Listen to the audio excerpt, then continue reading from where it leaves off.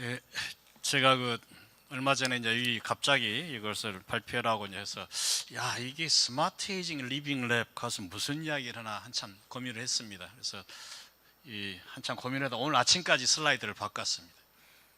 제가 오늘 말씀드리고 싶은 것은 정말 이 고령사회의 우리가 앞으로 방향에 대해서 어떻게 생각해야 할 것인가. 지금 이 코로나 사태가 생겼기 때문에 우리가 많은 것을 생각해야 할 것이라고 지금 생각하고 있습니다. 우선 스마트 에이징이라는 말 자체를 제가 조금 좋아하지 않습니다. 왜냐? 이게 충분하지 않다. 저는 이걸 어떻게 바꾸고 싶냐? 스마트 웰 에이징으로 바꿔야 한다.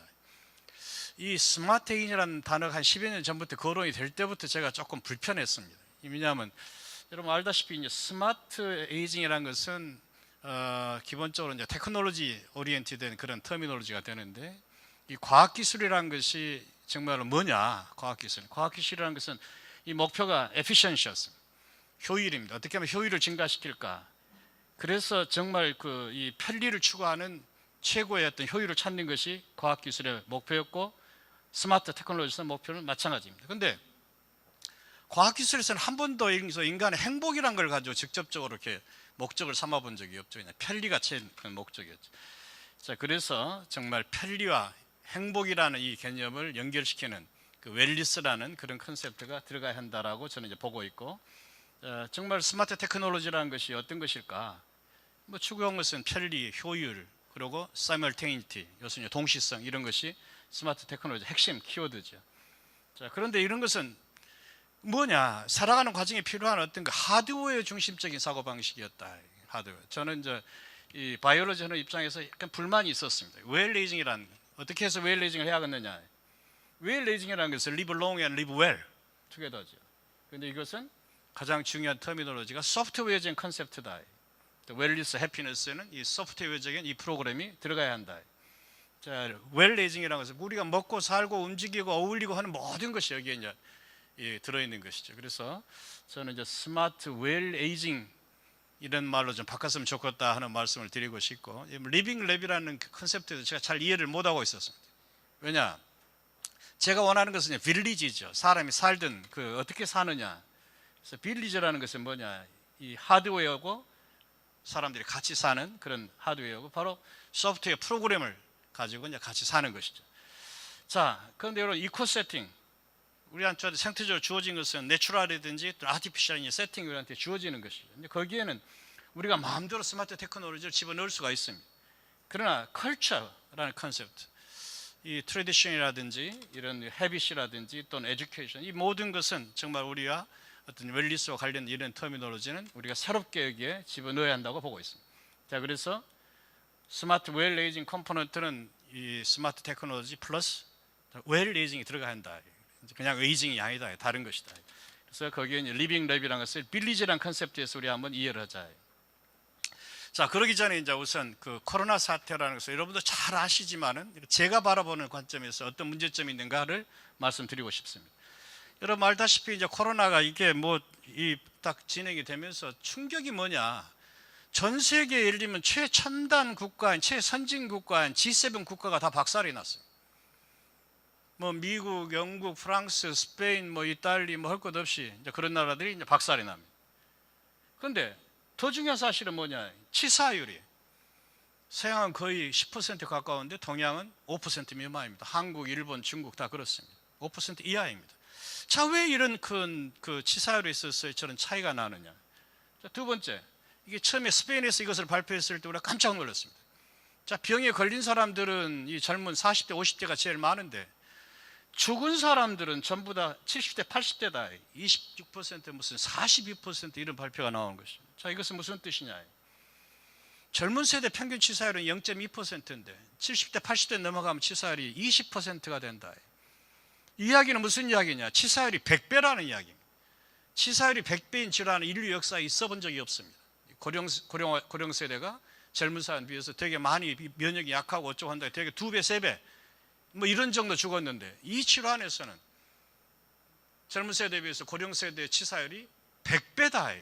이게 좀 굉장한 사건입니다. 그 다음에 우리나라도 그렇습니다. 우리나라에서는 이제 젊은 사람들이 좀 많이 걸렸지. 젊은 사람들이 주로 걸렸지. 그러나 우리나라에서 죽은 사람들은 전부 다 70대, 80대입니다. 똑같은 현상입니다. 그래서 이런 것이 세계적인 현상이라고 볼 수 있고, 그 다음에 더 놀라운 사실은 뭐냐? 남자 여자 차이입니다. 병 걸리기는 여자들이 20% 더 많이 걸리는데 실제 죽는 사람들 보니까 남자들이 더 많이 죽더라. 남자가 여자들보다도, 여자들은 치사율이 2%인데 남자들은 치사율이 3%, 50%가 더 높습니다. 이것도 참 충격이었습니다. 그 다음에 여러분 알다시피 이런 우리나라 분포, 여러 가지 문제가 된 것이 결국 종교시설이나 요양시설이나 이런 것이 문제다.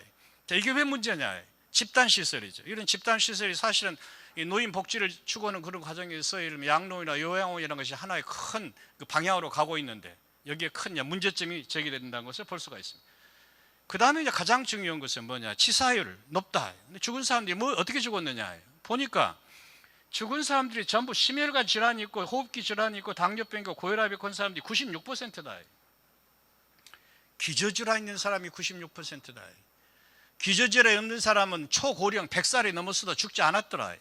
이게 이제 이번에 던진 아주 중요한 그런 메시지 중에 하나가 되겠습니다. 자, 그래서 기저질환이 거론되는 질환은 무슨 질환이냐? 전부 다 생활습관 질환입니다. 생활습관 질환이라는 것은 우리가 얼마든지 개선시킬 수가 있는 것입니다. 그래서 이 코로나 사태 이후에 많은 것이 달라질 수밖에 없다라고 지금 보고 있습니다. 자, 코로나 사태, 노인 치사율 높고 남성 치사율 높고, 그 다음에 이것은 저희들이 숫자를 공개를 안 했지만은 흑인들 치사율이 미국에서 백인들보다 지역에 따라서 차이가 있지만 적어도 2배 이상, 어떤 데는 4배 이상 치사율이 높습니다. 자, 이런 것이 지금 터지고 있습니다. 종교 요양 집단 시설 문제점, 방역 체계가 중요하다는 거 우리 잘 알고 있죠. 그 다음에 이제 스웨덴에서 시도한 이런 집단 면역, 허드 이뮤니티라는 것이 아주 넌센스다라는 것이 이번에 밝혀집니다. 그 스웨덴이 그 정책을 썼던 것은 목적은 간단합니다. 여러분, 이 치사율이 젊은 사람한테는 적고 치사율이 노인들이 높지만 노인들은 스웨덴에서 저 여기저기 흩어져서 저 깊은 산속에 사니까 그리고 접촉도 없을 것이고, 그러니까 차라리 그냥 집단 면역 체제로 가버리자 했던 것인데 지금 유럽에서 치사율이 제일 높은 나라가 바로 스웨덴입니다. 그래서 이것이 아주 넌센스다 하는 것을 보여주고 있습니다. 그래서 의료제도, 우리나라의 의료보험 시스템이 세계 최고다 하는 것이 이번에 나온 것이죠. 미국에서는 아무리 어쩌도 의료보험 이런 혜택이 없으면 병원에 가지를 못합니다. 환자가 있어도 가지를 못합니다. 그래서 우리나라가 참 기가 막힌 좋은 일들을 많이 했습니다. 예를 들면 개방을 했고, 그러나 철저한 역학조사를 했고, 확진자 동선을 분석해서 공개를 했고, 감염 위험자를 집중 분석했고, 계속 여러분 이 모바일 폰에 지속적인 경고가 뜨고 그냥 생활태도 개선해서 안내가 나가고 예방적 생활 격리를 했고, 그 다음에 의료보험에서 완전히 진단 치료 완전 무상 제공했고, 그 다음에 의료인들 대구에서 5,000명 이상이 터졌을 때 전국의 의사들, 간호사들, 구급대원들, 요양사들 다 몰려갔습니다. 아주 그 세계 최고의 그 미담인 것이죠. 그래서 이런 것이 우리나라에서 이루어졌고, 그 다음에 거기에 실제 필요했던 여러 가지 스마트 테크놀로지가 우리가 세계 최고의 수준에 와 있었다는 것이 이번에 역력히 드러났습니다. 자, 그래서 성공했는데 왜 성공했느냐? 우리나라에서는 하드웨어, 소프트웨어 이 프로그램이 전부 다 풀리 인코퍼레이션 돼서 가동이 됐었다. 그래서 이것이 우리의 성공 요인이라고 제가 말할 수 있습니다. 자, 이것은 인류 역사의 중요한 사건입니다. 우리 인류 역사가 추구해왔던 것이 인종차별 막고 성차별 막고 연령차별 막고 하자고 그렇게 쭉 해왔는데 지금 이 코로나 사태가 완전히 문제점을 드러나게 해버렸습니다. 그 다음에 더 중요한 사실이 뭐냐? 동서양의 문명 충돌이 이루어졌습니다. 예를 들면 중국에서 시작돼서 어쨌다 하지만 지금 동양과 서양에 있어서의 치사율의 아주 극심한 차이, 발생률의 아주 극심한 차이, 이런 것이 굉장히 중요한 하나의 앞으로의 아주 중요한 사건으로 갈 수밖에 없습니다. 그 다음에 기저질환에서 생활습관 질환인데 이것을 가지고 예를 들면 이런 많은 것이 문제가 치사율이 높아진다는 것은 이건 많은 그 생활습관 태도를 좀 살아가는 태도 자체를 완전히 바꿔야 한다는 것을 부각시키고 있습니다. 그 다음에 생활공간, 기존 복리체계, 지금까지 노인 고령사회 문제로 해서 시행되어 왔던 지금까지 모든 복리 시스템 자체, 복지 시스템 자체를 개선해야 한다 하는 것이 여기서 또 시사하고 있습니다. 그 다음에 종교, 또 유락 시스템, 이것도 굉장히 지금 새로운 문제로 이제 등장한 것이죠. 자, 봉쇄, 개방. 이것도 엄청난 갈등인데 우리는 개방 정책을 해와가지고 이렇게 성공을 했기 때문에 그 가능성을 이제 보여주고 있습니다. 자, 이래서 공적 하드웨어, 사적 소프트웨어, 이 프로그램의 상호작용이 아주 중요하다는 것을 보여주고 있고, 바로 이래서 스마트 웰레이징이라는 이 컨셉트가 새롭게 등장을 해야 한다고 생각을 하고 있습니다. 이것은 제가 장수조사를 하면서 장수의 요인이 뭐냐? 그래서 장수는 집 짓기다 하고 제가 발표를 해본 바가 있습니다. 자, 뭐였냐? 이 장수라는 것은 특정 뭐 노력해가지고 되는 것도 아니고 유전자 하나 가지고 되는 것도 아니고 결국은 뭐냐, 나한테 주어진 여러 가지 조건들, 유전자다, 성격이다, 또는 뭐 이 성별이다, 사회, 문화, 생태 환경, 주어진 조건이죠.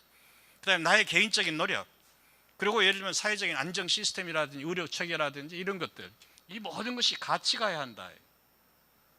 그래서 저희들이 이제 장수 이야기를, 수명 이야기를 할 때 거론하는 것이 프라이빗 에이징, 퍼블릭 에이징을 같이 이야기를 할 수밖에 없습니다. 이 프라이빗 에이징하고 퍼블릭 에이징이 같이 인터랙션이 돼야 한다. 자, 그래서 프라이빗 에이징에서는 어떤 것을 우리가 해야 할 것인가? 그것은 라이프 스타일 커렉션이죠. 자, 살아가는 생활 태도를 바꾸자. 거기는 어프로치가 크게 두 가지죠. 하나는 뭐냐? 내 자신의 예를 들면 비헤이비어, 생활 습관, 태도를 바꾸자. 또 하나는 뭐냐? 테크놀로지 드리븐 서포트. 모든 그 과학 기술을 사용해 가지고 예를 들면 스마트 테크놀로지를 사용하는 이런 기구를 사용해서 또 라이프 스타일을 우리 고치자. 이런 것이 이제 같이 가는 것이 되겠죠.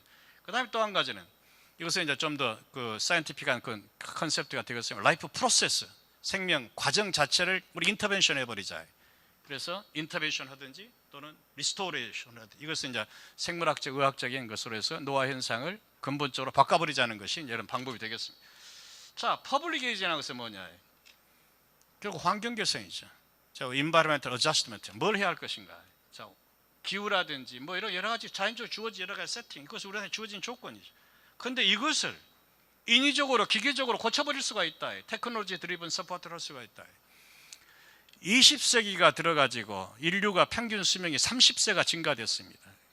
50세에서 80세가 됐을 때 우리가 이제 1999년에 다트머스 대학에서 세계적인 학자들이 모여가지고, 자, 인류가 단 1세기 동안에 수명이 30% 증가된 이유가 뭐냐?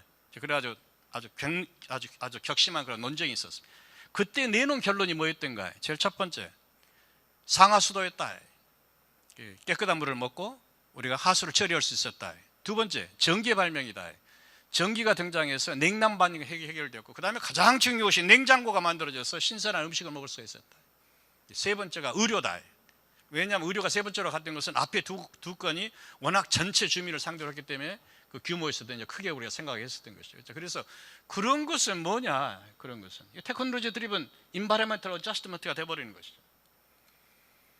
그 다음에 이제 소셜 서포트 시스템이 이제 들어가죠. 여러 가지 사회적 지원 시스템이 들어가야죠. 거기에 이제 소셜 인슈런스, 펜션, 또 에듀케이션, 시큐리티, 또는 테크놀로지 드리븐 서포트로 이런 우리가 하는 너싱홈이라든지 이런 것이 여기에 이제 들어갈 수가 있습니다. 자, 그 중에서 이제 저희들이 강조하는 것은 개인이 할 수 있는 일이 뭘까? 내가 할 수 있는 일이 뭘까? 프라이빗리. 그래서 운동, 영양, 관계, 참여, 배움 이런 것을 우리들이 항상 이야기를 하고 있습니다. 그래서 이제 이 건강 장수 시대에 각 개인이 해야 할 것 가장 중요한 것은 무엇이든지 하자, 주자, 그리고 배우자. 이 세 가지를 우리가 이제 건강 장수의 중요한 3강이다, 이런 표현을 지금 저희가 던지고 있습니다. 자, 그런데 자, 우리 장수 시대 이제 오게 되어 있습니다. 지금 오고 있습니다. 자, 장수 시대, 고비용 장수 시대를 만들어야겠냐? 막 그냥 정부가 돈을 대가지고 복지 시설하고 뭐 여러 가지 장비를 집어넣어가지고 그런 고비용 장수 시대. 그러면 국가적 또는 가정적 재정이 엄청난 파탄이 오게 되어 있습니다. 자, 저희들이 여기서 가장 중요하게 생각하는 것은 어떻게 하면 저비용 장수 사회를 만드냐? 돈이 안 드는 장수 사회. 자, 그럴 때 가장 중요한 키워드가 뭐냐? 각자의 건강을 스스로 책임지게 하자. 그래서 자강이란 말을 씁니다. 두 번째가 뭐냐? 각자가 해야 할 일을 자기가 스스로 하게 하자. 자립입니다. 나이가 든 사람이 자기가 해야 할 일을 자기가 스스로 해버린다든지 그러면 경비 들 일이 없는 것이죠. 그래서 자립이고. 세 번째가 뭐냐? 절대적인 공생입니다. 서로 주고받고 하는 삶을 가지도록 우리가 하자. 나이가 들면 들수록 주어야 하고 그래야 받을 수가 있는 것이죠. 나이가 드는 사람이 받으려고 하면 되지 않는다.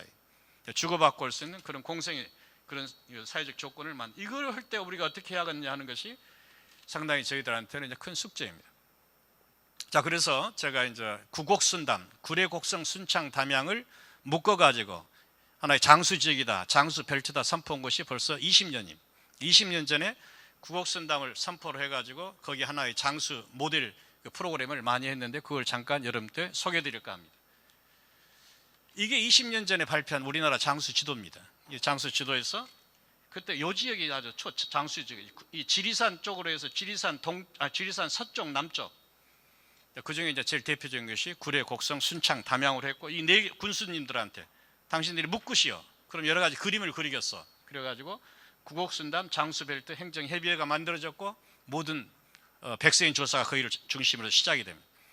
자, 그래서 우리나라 장수 이 백세인 조사가 세계적으로 상당히 각광을 받습니다. 왜냐? 그 전까지 장수 조사라는 것은 메디칼, 사이콜로지칼, 그 다음에 사이카이트리, 그 다음에 뉴트리션, 이 세 가지 분야에서 했는데, 우리나라 백세인 연구는 거기에 패밀리 스터디가 들어가고, 안트로폴로지, 인류학이 들어가고, 이콜로지, 생태가 들어가고, 거기에 이 지오그래픽 이코노미, 예를 들면 지리 경제 이 시스템이 들어가서 우리가 입체적으로 분석을 할 수가 있었어요. 그래서 이제 저희들이 이제 국제 백세인 포럼에서 제가 선도적인 입장을 차지하게 됐고, 그랬더니 그때 이제 이 타임지가 저희들을 특집했습니다. 아시아 장수의 비밀이라는 특집을 내면서 우리나라하고 일본을 이제 특집을 했었죠. 자, 그래서 이제 제가 그 했던 것을 잠깐 어떤 일을 했었던가 소개를 잠깐 드릴까 합니다. 자, 우선 제일 먼저 제가 이 그 장수사를 들여다보면서 가장 중요하게 봤던 것이 우리 깨우쳐야 하겠다.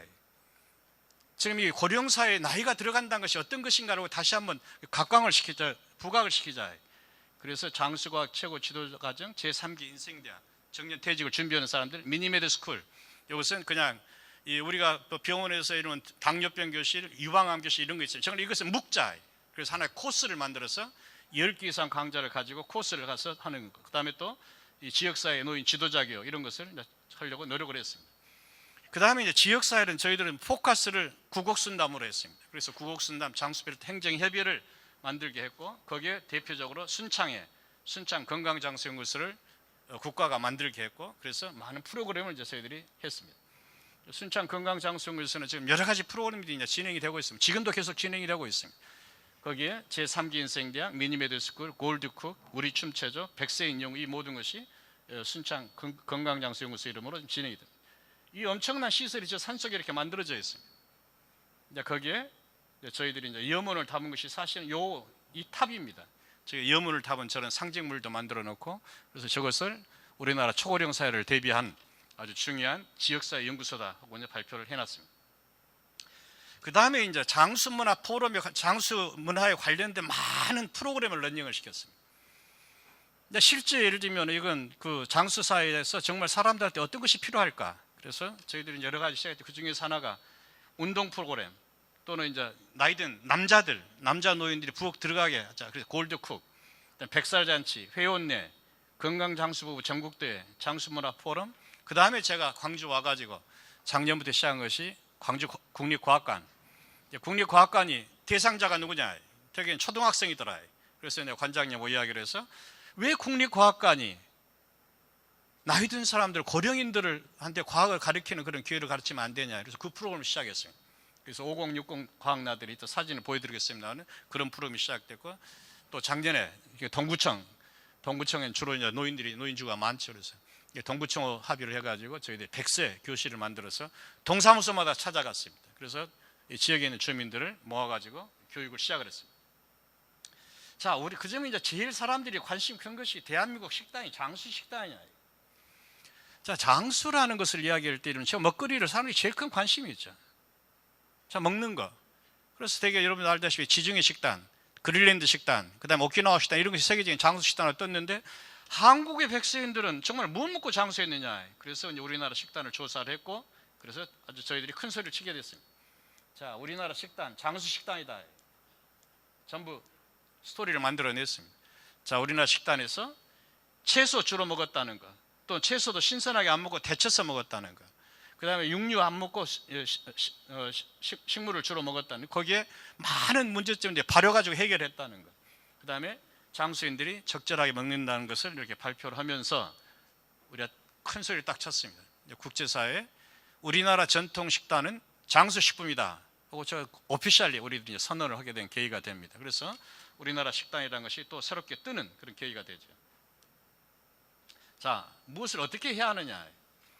자, 어떻게 저 사람들을 움직여가지고 건강하게 장수하게 할 수 있겠느냐. 그래서 키워드는 저 세 가지입니다. 자, 건강, 안전, 그 다음에 문화 충족, 그 다음에 생산 복지. 이것을 같이 가야 합니다. 어떤 거 하나만 가지고 딴 것을 버릴 수는 없죠.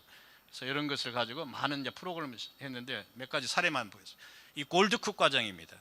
나이 65세가 넘은 사람들이 부엌에 들어가서 일할 수 있게, 음식을 만들 수 있게 제 사진을 내놨습니다. 저도 트레이닝을 받았습니다. 자, 이렇게 해서 나이 든 사람들이 예를 들면 저것을 시작했던 계기는 뭐냐? 서울에서 쭉 공짜로 밥 주는데 그 축소를 가서 보니까 줄 서서 서 있는 사람이 전부 남자 노인들만 서 있더라. 여자 노인들은 없더라. 그래서 저희들이 충격을 받았습니다. 자, 그러면 저거 남자 노인들 부엌 들어가게 하자. 그래서 이런 골드쿡 그런 것을 만들어서 지금 시작하고 있고, 그 다음에 이제 노인들을 운동시키자. 그래서 운동 프로그램을 우리가 만들어 버렸습니다. 춤을 가지고 엑서사이즈를, 예를 들면 춤이라는 것을 우리 여러 가지로 체조형으로 만들어 가지고 하자. 그래서 우리 춤체조 이 전국 대회를 쭉 한 10여 년 쭉 해왔었습니다. 전국에서 그 노인 복지관이라든지 이런 데서 적어도 한 3, 40만 명이 지금도 하고 있는 것으로 듣고 있습니다. 이게 WHO에서 저희들이 격찬을 받았습니다. 노인을 대상으로 하는 운동 프로그램으로 오피셜리 시작된 것이 이것이 세계 최초가 됩니다. 그래서 WHO에서 저희들 아주 격찬을 해줬고, 이게 또 국제 노인 운동협회에서 저희들 이것을 시범 사업으로 그 대회에서 정말 오프닝 때 저희들이 가서 시범을 보여줬고, 그 다음에 전 세계 유례 없는 백살 잔치를 시작을 했습니다. 구곡순담을 중심으로 해가지고 구려곡수 순창 담양에서 100살이 넘으신 분들을 모아서 우리가 축하하는 백살 잔치를 아주 크게 했습니다. 이 백살 잔치 지금도 매년 하고 있습니다. 구곡순담 백살 잔치. 그 다음에 회원례를 하신 분들을 대상으로 해서 전국 회원례 대회를 했습니다. 회원례 하신 분들 전부 모아서 여러 가지 축하를 하는 그런 행사를 해서 적어도 결혼해서 60년 이상 같이 산 부부들 와서 우리 축하합시다. 그래서 전국 회원례 대회를. 그 다음에 더 한 것은 건강 장수 부부 경연대회를 했습니다. 전국 대회. 자, 회원례를 하신 그런 적어도 60년 이상 같이 사신 부부들을 중심으로 해가 조건 60년입니다. 60년 이상 사신 부부들만 모아가지고 체육대회를 한 것이죠. 경연대회에서 세 가지 아이템을 가지고, 하나는 그 투호, 화살 던지기, 두 번째가 실타래 감기, 세 번째가 노래하기, 이 세 가지 해가지고 우리가 1등, 2등을 또 뽑고 이제 그랬습니다. 그 지역마다 그렇게 다를 수가 없습니다. 그러면서 지역마다 이러면 부부 금슬의 차이가 이렇게 나구나 하는 것도 저희들이 여기서 이제 볼 수가 있었습니다. 그 다음에 이제 전 세계 학자들 불러가지고 장수에 관련된 심포지엄은 그냥 순창군에서 그냥 해버린 것이죠. 국제 장수 심포지엄. 그래서 국제 백세인 포럼이라든지 장수문화 포럼이라든지 전부 여기서 해버리자. 근데 마침 제가 또 국제학회 또 회장을 하니까 뭐 제가 한다고 해서 반대하는 사람이 아무도 없었습니다. 외국의 학자들도 다 그렇게 좋아하더라고요. 자, 그래가지고 내놓은 결론이 하나가 뭐였느냐. 순창 공동체, 장수 공동체 순창 선언. 전 세계 장수 공동체에 대해서 이 순창 선언이라는 것을 만들어가지고 장수 사회가 앞으로 어떻게 가야 할 것인가 서로 협력하자 하는 장수 공동체 순창 선언을 저희들이 해냈습니다.